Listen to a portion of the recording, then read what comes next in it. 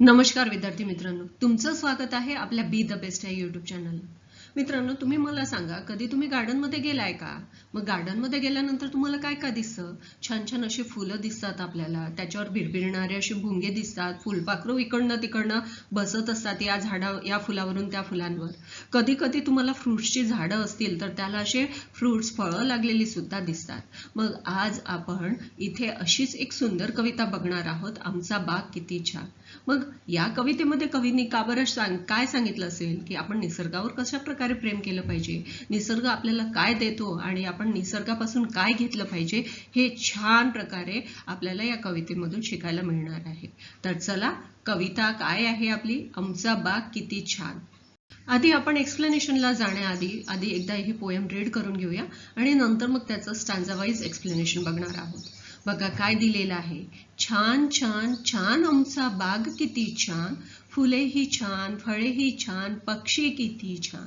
दिशा दिशांना दरवळती सुगंध वाऱ्या संगे, गाणी गाती फुलाभोवती भिरभिरणारे भुंगे.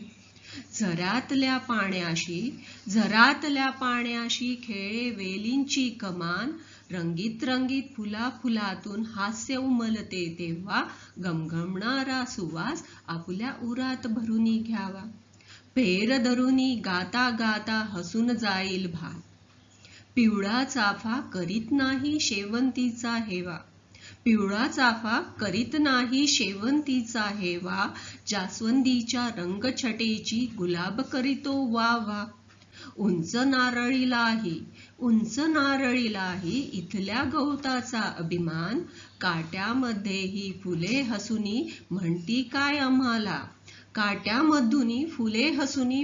काय आम्हाला, दुःख आपुले मनात ठेवून वाटा सोडू जगाला. उन्ने सावनी पिंपळ देतो छायेचे वरदान. छान कविता आहे मित्रांनो. आता काय दिलेलं आहे याचं एक्सप्लेनेशन आधी बघणार आहोत. इथे आपल्याला कवीबद्दल माहिती मिळणार आहे. कवी कोण आहेत? कवी आहेत यशवंत देव आणि त्यांचा कालखंड 1916 ते 2018 पर्यंत आहे. मग कोण होते हे? गीतकार होते, संगीतकार होते, कवी आणि निवेदक सुद्धा होते. मग त्यांनी काय लिहिलं कवितेमध्ये? त्यांनी भावगीते लिहिले, चित्रपटांसाठी जे नाट्यसंगीत असते त्याच्यासाठी त्यांनी चांगले चांगले रचना सुद्धा केलेली आहे. मग शब्दप्रधान गायकीचे याच्यासाठी त्यांना पुरस्कार मानलं जातं. मग मुंबई आकाशवाणी आहे, त्याच्यावर एक त्यांचा कार्यक्रम होता आणि त्या कार्यक्रमाचं नाव होतं भावसराम. हा कार्यक्रम इतका फेमस झाला की पूर्ण महाराष्ट्रामध्ये त्यांचा हा कार्यक्रम अगदी लोकप्रिय झाला होता. मग त्यांनी काय काय लिहिलं? त्यांच्या कवितांमध्ये आहे भावकळीच्या खेळामधली, दिवस तुझे हे फुलायचे, असे अनेक भावगीतं त्यांनी लिहिलेले आहेत. मग अक्षर फुलं, गाणारे शब्द, हे खूप सारे कविता संग्रह लिहिलेले आहेत आणि गीत पुष्पांचा फुलोरा या संकलित काव्यातून घेण्यात आलेले आहेत. म्हणजेच आता आपण ही जी कविता बघतोय कुठून घेतलेली आहे? गीत पुष्पांचा फुलोरा या कवितेतून घेतलेली आहे. मग या कवितेत कवीला काय सांगायचं आहे की निसर्गामध्ये गार्डनमध्ये बागेमध्ये जी फुलं असतात, पक्षी असतात, कीटक, हे यांचं एवढं महत्व आहे आणि ते महत्व आणि त्याच्यातून ते आपल्याला काय संदेश देऊ पाहतात आहे ते आता आपण बघणार आहोत. मग काय आहे पहिल्या ओळी?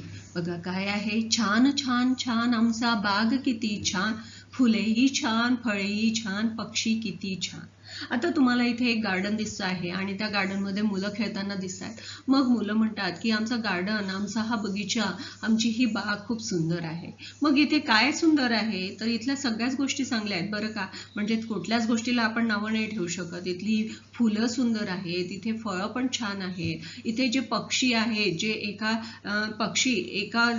इथे घरटी करून राहत आहेत, त्यांचं जे निवारा आहे ते पण खूप सुंदर आहे. मग काय आहे आणखीन दुसऱ्याच्यात? दिशांना दरवळती सुगंध वाऱ्या संगे, गाणी गाती फुलाभोवती भिरभिरणारे भुंगे. मग आता या गार्डनमध्ये, या बागेमध्ये खूप सुंदर सुंदर फुलं उमललेली आहे आणि या फुलांचा सुगंध काय झालेला आहे, सगळीकडे दरवळतो आहे. आणि काय आहे, गाणी गाती भुलाभोवती बिरबिरणारे भुंगे. आता भुंगे ऍक्च्युली काय करतात, ते सुगंध घेऊन एका फुलावरून दुसऱ्या फुलावर जाऊन बसत असतात, बरोबर. मग त्याच्यामुळे काय होतो की त्याच्यामुळे त्यांचं जे भुणभुणणारं असतं, मग त्याच्या प्रकारे एक नाद निर्माण होतो, एक छान संगीत निर्माण होतं. आणि ही काय म्हणतात आहे कवी, की ही जेव्हा भुंगे एका फुलावरून दुसऱ्या फुलावर जाऊन बसतात तेव्हा सुंदरचं असं संगीत तयार होतं.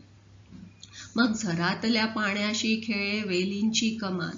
आता झऱ्यातल्या पाण्याशी खेळे म्हणजे आता इथे एक झरा सुद्धा वाहतोय आमच्या बागेमध्ये, छान छोटासा असा झरा वाहतो आहे आणि त्याच्या भोवती जी वेली आहे, त्या सुंदर सुंदर वेली आहेत. त्यांनी एक प्रकारे कमान केलेली आहे. आमच्या बागेला खूप सुंदर डेकोरेटिव्ह बनवलेलं आहे, छान बनवलेलं आहे.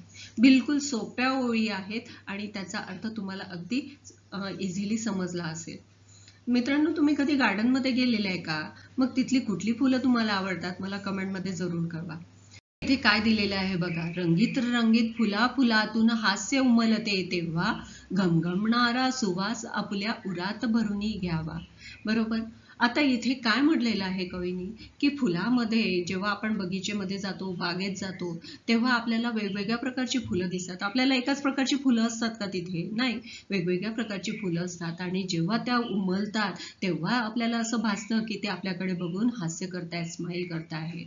मग त्यांच्यामध्ये काही सुगंधी फुलं सुद्धा असतात. मग त्यांचा सुगंध हा सगळीकडे दरवळत राहतो आणि कवी म्हणतात की त्यांचा सुवास आपण काय करायचा, उरात भरूनी घ्यावा, म्हणजेच आपण आपल्या श्वासामध्ये तो भरून घ्यावा. इतका सुंदर तो काय असतो, सुगंध असतो फुलांचा.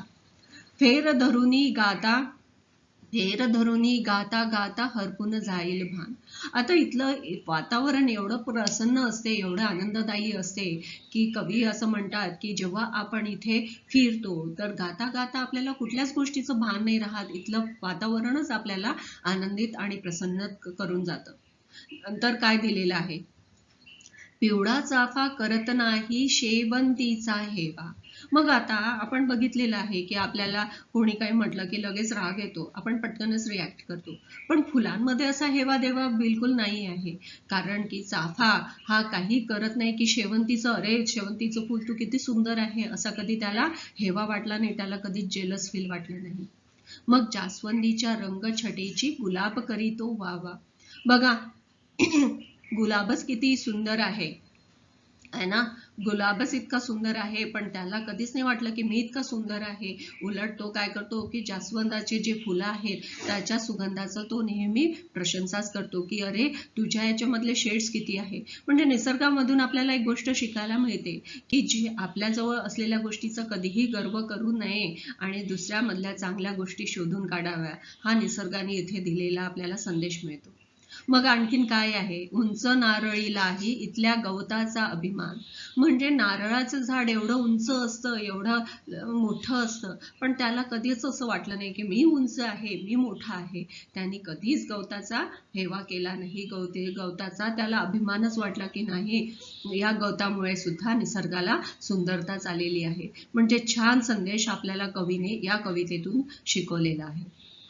आता शेवटचं कळवं आहे, काट्यामधुनी फुले हसुनी म्हणती काय आम्हाला, दुःख आपुले मनात ठेवूनी वाटा सौख्य जगाला, बरोबर. आता आपल्याला माहिती आहे की आपल्या आयुष्यामध्ये खूप सारे दुःख असतात. आपण प्रत्येक वेळेला काय करतो, ते दुःख गोंजारत बसत असतो.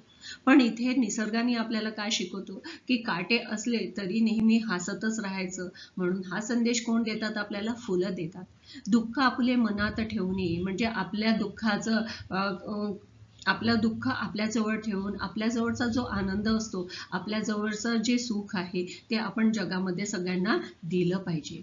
उन्न सावली पिंपळ देतो छायेचे वरदान. मग म्हणजेच काय आहे, पिंपळ हा काय देतो, सावली देतो, दुसऱ्यांना सहारा देतो. मित्रांनो, खूप छान आणि सुंदर कविता आहे आणि यातूनच निसर्ग आपल्याला शिकवतो की मी जसा तुमच्यावर सगळ्यांवर प्रेम करतो, हेवे दावे करत नाही, आणि त्याच्यामधून आपल्याला हे शिकवण मिळते की आपण सुद्धा निसर्गाप्रमाणेच वागलं पाहिजे. तर मित्रांनो, तुम्हाला ही कविता कशी वाटली कमेंटमध्ये जरूर कळवा आणि व्हिडिओला लाईक, शेअर आणि सबस्क्राईब करायचं विसरू नका, जेणेकरून नवीन येणारे अपडेट्स तुमच्यापर्यंत पोहोचतील. भेटूया लगेचच नेक्स्ट व्हिडिओमध्ये. तोपर्यंत थँक्यू.